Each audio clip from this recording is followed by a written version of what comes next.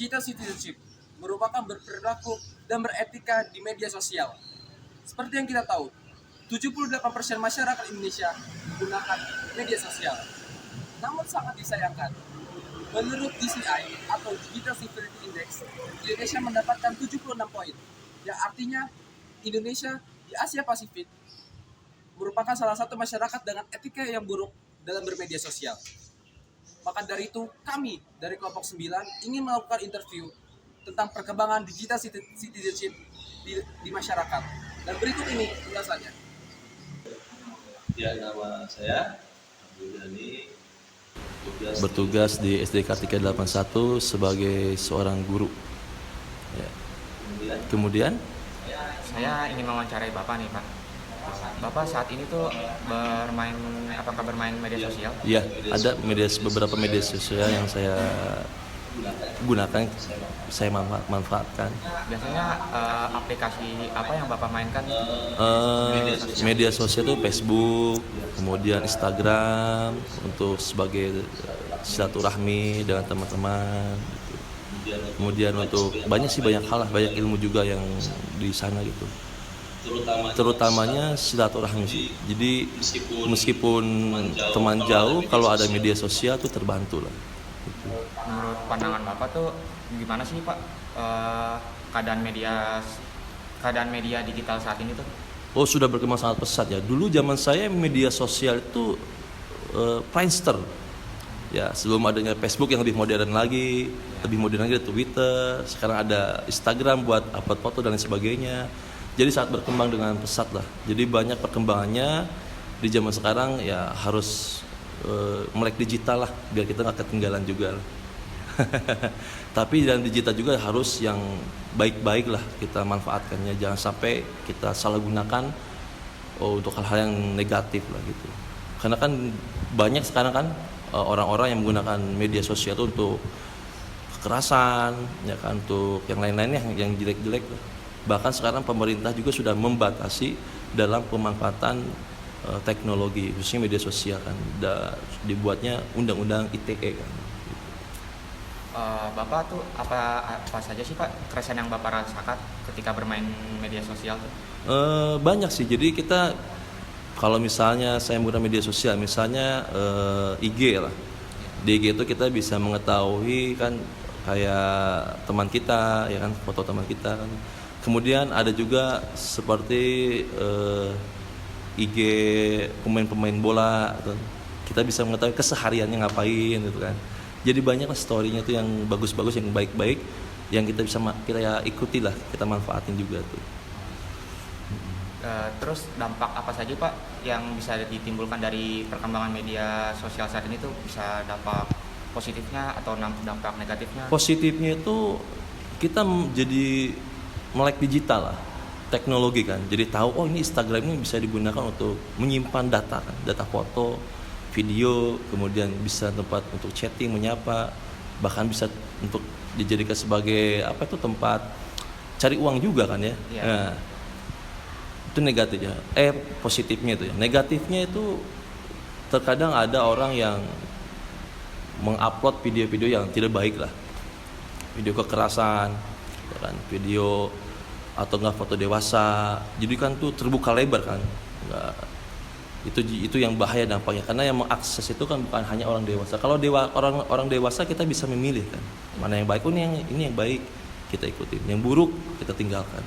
Ini dampak ini kalau misalnya anak SD, misalkan anak SD kan sudah mulai mahir ya, jago-jago dalam penggunaan teknologi media sosial kan. Kalau dilihat tuh kan ada yang foto yang dewasa, video kekerasan, khawatirnya diikuti kan. Ya. Diikuti oleh generasi muda kan gitu.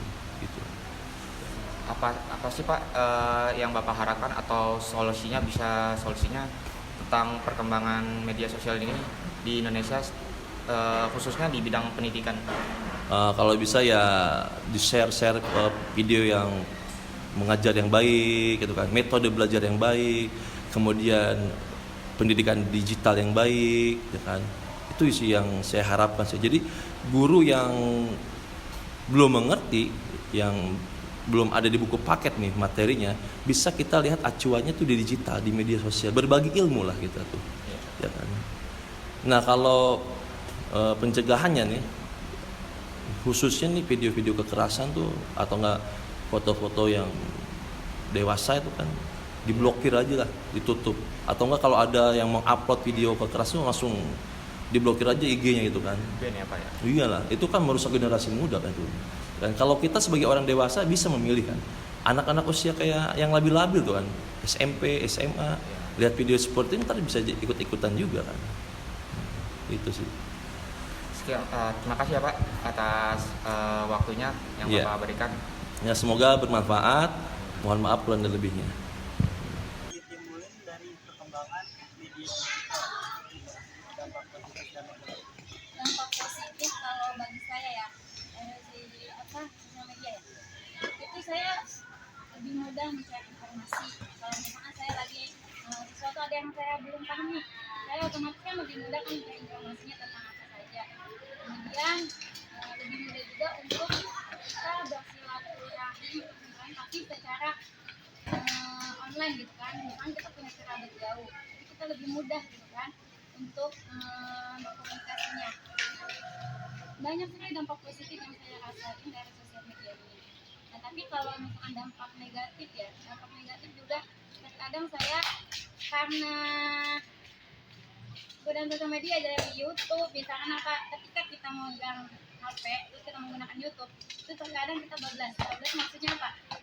Kita tidak tahu waktu, kalau kita tidak bisa memanage waktunya, akhirnya kita ya udah waktu itu kebuang sia-sia dengan misalkan kalau kita tidak bisa menggunakan sosial medianya secara baik ya, dan kita nonton tapi nontonnya itu terlalu lama, akhirnya karena saya orang muda yang maksudnya saya belum aja kan udah saya waktunya kebuang buat misalkan kalau lagi libur aku main HP.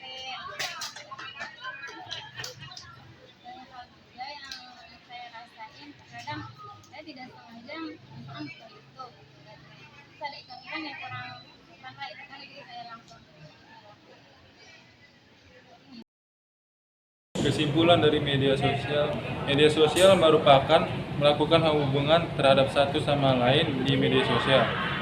Penggunaan media sosial ini semakin beragam pemanfaatannya. Tidak hanya mencari teman, bersosialisasi, dan lain sebagainya.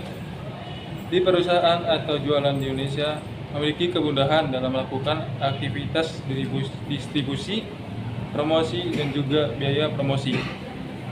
Walaupun media sosial memberikan kemudahan dalam berkomunikasi dan sebagainya, akan tetapi bukan berarti media sosial sepenuhnya memberikan dampak positif kepada masyarakat kita. Nyatanya, ada pula dampak negatif yang sangat serius dan apabila tidak ditangani dengan baik, akan membuat masyarakat kita berkembang ke arah dampak negatif dan juga tidak sesuai dengan harapan kita sebagai orang Indonesia. Remaja yang memiliki konsep diri yang rendah, tentu mereka tidak memiliki ketidakpuasan terhadap dirinya sendiri, sehingga hal itu akan mempengaruhi cara pandang terhadap hal-hal lain yang mereka lihat atau baca di media sosial tersebut. Karena ketidakpuasan diri inilah yang menyebabkan remaja melampiaskannya di media sosial dengan memberikan respon yang negatif.